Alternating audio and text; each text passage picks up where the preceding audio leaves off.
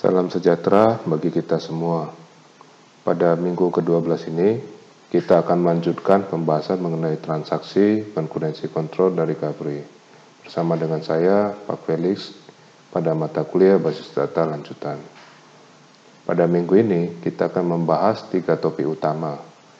Yang pertama adalah strict two-phase locking, yang kedua deadlock, dan yang ketiga adalah pencegahan deadlock. Baiklah, kita akan memulai dengan pembahasan strict two-phase locking. Strict two-phase locking adalah locking protokol yang paling luas digunakan. Ia memiliki 3 aturan, yaitu yang pertama, jika sebuah transaksi ingin membaca database, maka transaksi itu harus meminta set lock pada database.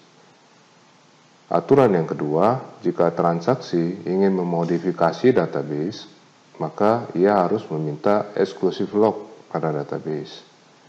Semua lock yang dimiliki transaksi akan dilepas pada saat transaksi selesai, yaitu baik dia commit ataupun abort. Pada saat sebuah transaksi memerlukan lock pada suatu database, ia akan mengajukan permintaan kepada lock manager. Jika set lock diminta ketika antrian permintaan kosong dan database tidak di-lock pada mode eksklusif, maka lock manager akan memberikan lock dan memperbaharui entry lock table untuk database. Hal ini mengindikasikan bahwa database di-lock dalam mode shared dan ia akan menambah jumlah transaksi yang memegang lock sebanyak 1. Jika exclusive lock, X-lock yang diminta ketika tidak ada transaksi yang sedang menggunakan lock pada database, di mana juga menandakan bahwa antrian permintaan sedang kosong. Maka lock manager memberikan lock dan memperbaharui entry lock table. Sebaliknya, lock yang diminta tidak dapat diberikan dengan segera dan permintaan lock akan ditambahkan ke antrian permintaan lock untuk database ini. Transaksi yang meminta lock akan ditunda. Di sini terdapat 3 contoh mengenai strict two-phase locking. Contoh ini terbagi menjadi bagian kiri, bagian tengah untuk contoh 2, dan contoh 3 bagian yang kanan. Kita akan membahas terlebih dahulu bagian yang kiri. Pada bagian kiri ini terlihat bahwa hanya ada 1 transaksi yang sedang berjalan. Dengan demikian, tidak terjadi masalah. Transaksi tersebut bisa menggunakan eksklusif lock A untuk membaca A dan menulis di A. Itulah contoh pertama. Sedangkan contoh kedua, bagian yang tengah, kedua transaksi terlihat tidak saling terinterleave. Transaksi pertama menyelesaikan terlebih dahulu, barulah transaksi kedua dilakukan. Hal ini juga tidak menjadi masalah karena transaksi terjadi secara serial. Bagian yang ketiga, yaitu yang kanan, di sini terlihat bahwa transaksi terinterleave. T1 melakukan baca terhadap A, di mana ia terlebih dahulu mendapatkan set lock. Transaksi 2 juga membaca A dengan menggunakan set lock, lalu ia melakukan modifikasi terhadap B, sedangkan T1 melakukan modifikasi terhadap C. Baiklah, berikut ini adalah contoh lain mengenai strict two-phase locking. Di sini terdapat 3 kolom.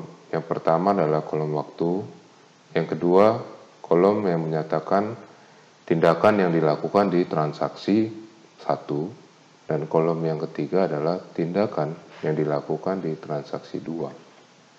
Pada waktu pertama dan 2, T1 memesan dan mendapatkan set lock untuk A. Kemudian ia membaca saldo A. Lalu ia mengupdate dari shell lock menjadi exclusive lock. Tujuannya supaya dia bisa melakukan perubahan terhadap nilai saldo. Kemudian T1 melakukan write saldo A, lalu di commit. Ketika commit, T1 akan melepaskan kunci yang dimilikinya, yaitu exclusive lock A. Pada menit ke-6, di T2 memesan shell lock A. T2 tidak akan langsung mendapatkan shell lock A. Dia harus menunggu lepasnya kunci A dari T1. Pada kasus ini, yaitu kunci exclusive lock A. Ketika T1 sudah melepaskan kunci, maka T2 bisa mendapatkan shell lock A.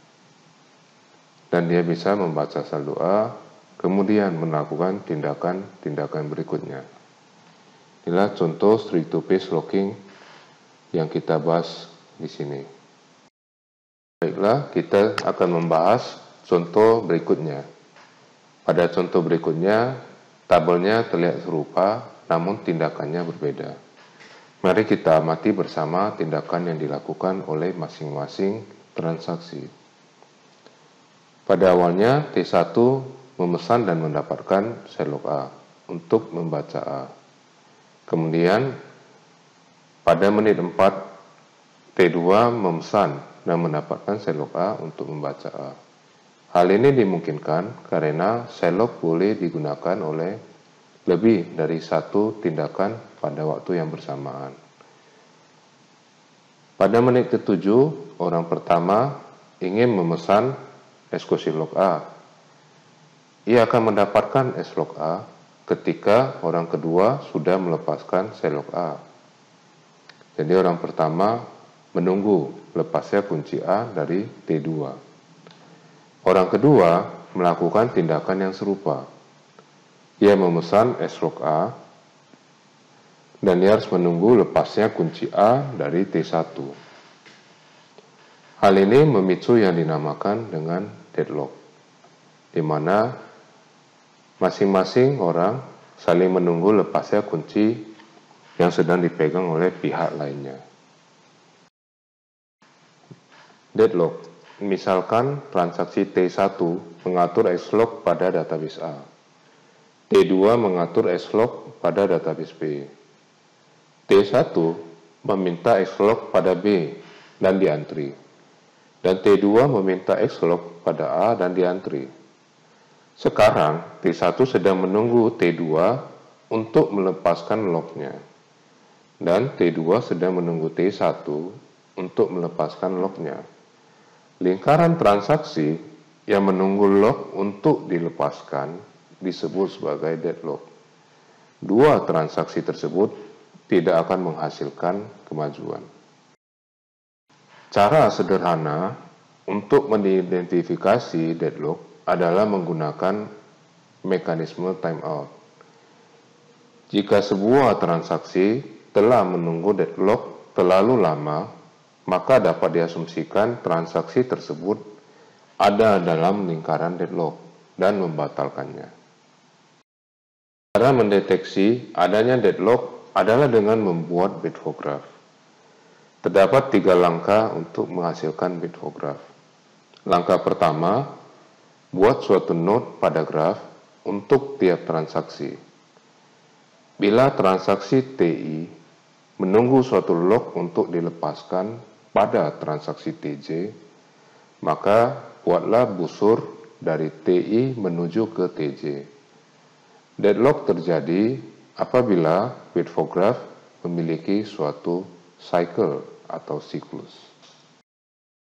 Berikut ini kita akan membahas mengenai contoh Bitfo graph. T1 melakukan tindakan merequest shell lock A untuk membaca A. T2 juga melakukan hal yang sama. Kemudian T1 meminta mengupdate dari shell lock menjadi S-lock. Hal ini memicu terjadinya penantian dari T1 di mana dia menunggu T2 untuk melepaskan shell lock A. Dengan demikian, kita akan menggambarkan panah dari T1 menuju ke T2. Lalu T2 juga ingin mengupdate S-log A menjadi S-log A. Dia akan mendapatkan S-log A jika T1 melepaskan S-log A. Hal ini juga membuat T2 harus menunggu lepasnya kunci yang dipegang oleh T1. Dengan demikian, T2 kita gambarkan busur menuju ke T1. Inilah contoh pertama untuk Wittfogраф. Sekarang kita akan membahas contoh yang kedua untuk Wittfogраф. Pada contoh ini terdapat 4 tindakan yang terjadi. Tindakan pertama adalah menggunakan S-log A untuk membaca A. Tindakan kedua, ia melakukan permintaan eksklusif log B untuk menulis B. T1 ingin meminta S-log B. T1 akan mendapatkan S-log B jika T2 melepaskan X-log B. Sehingga kita menggambarkan T1, kita buatkan panah ke T2. Jadi inilah panah yang digambarkan. Berikutnya, T3 memegang S-log C untuk membaca C. Lalu T2 hendak merequest eksklusif log C. T2 akan mendapatkan X-log C jika T3 melepaskan S-log C.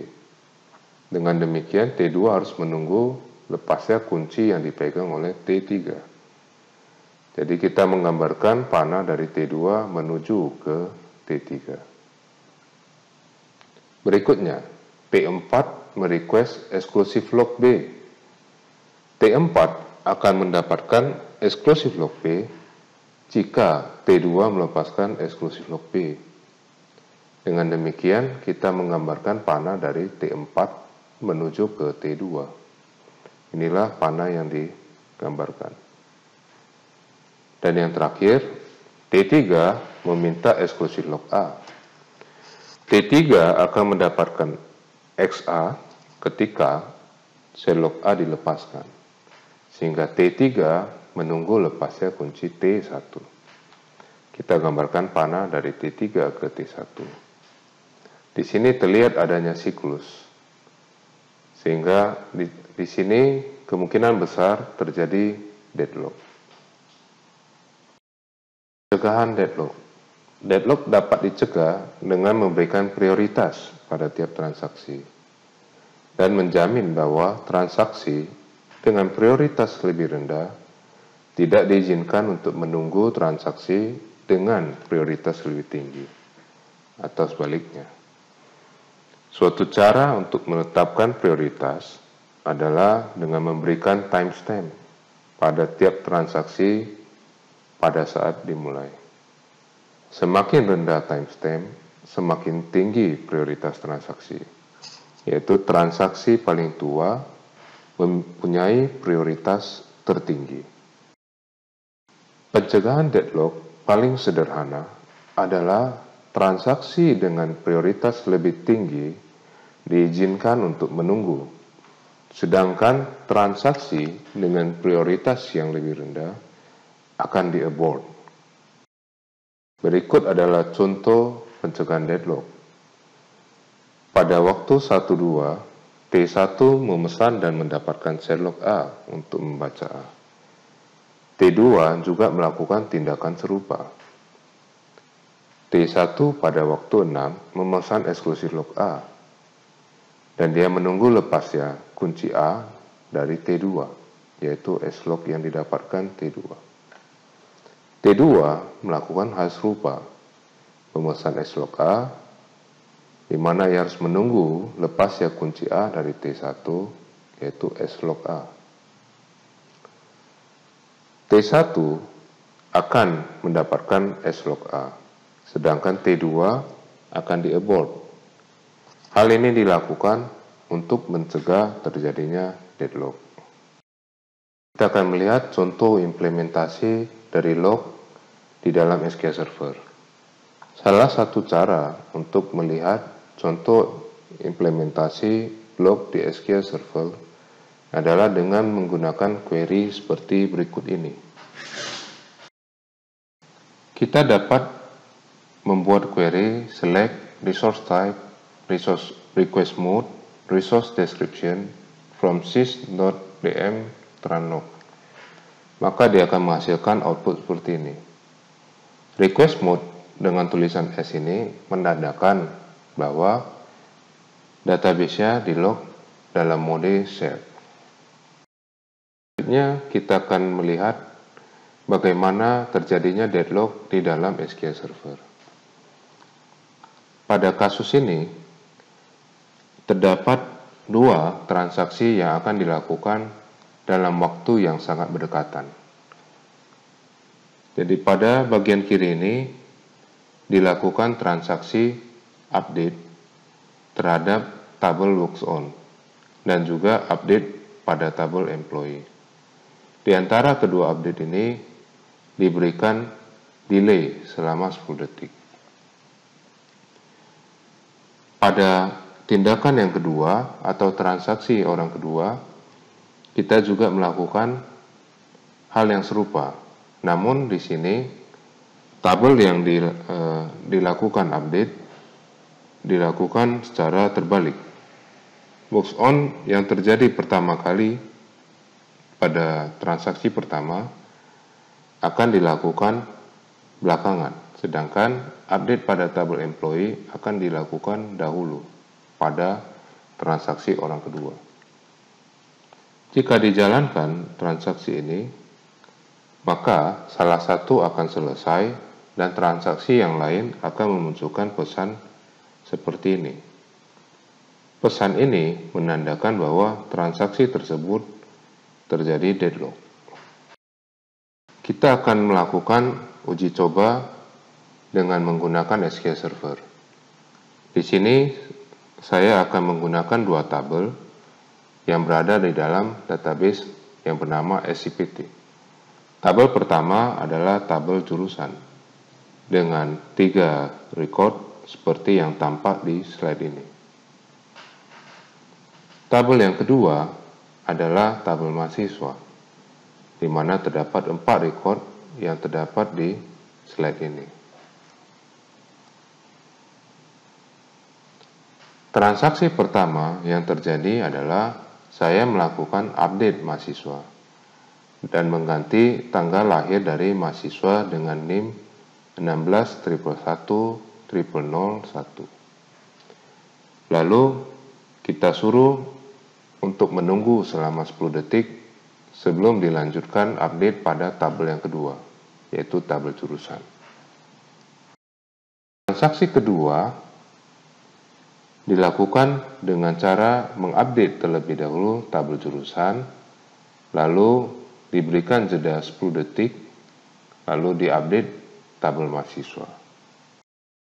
Tabel yang belakangan diupdate akan memunculkan pesan di mana menandakan terjadinya deadlock. Baiklah, kita akan melihat contoh implementasi di dalam SQL Server. Pertama-tama kita akan mengklik execute di sini, kemudian kita akan beralih ke halaman new query berikutnya dan mengexecute bagian ini. Dapat dilihat bahwa yang pertama kita execute adalah yang baris keduanya terjadi update pada jurusan, lalu nantinya update pada mahasiswa. Sedangkan yang belakangan adalah update mahasiswa dulu, barulah update jurusan. Baiklah, kita execute terlebih dahulu ini, kemudian segera saja kita execute yang berikutnya. Di sini terjadi proses executing. Kita lihat dulu pada bagian yang pertama.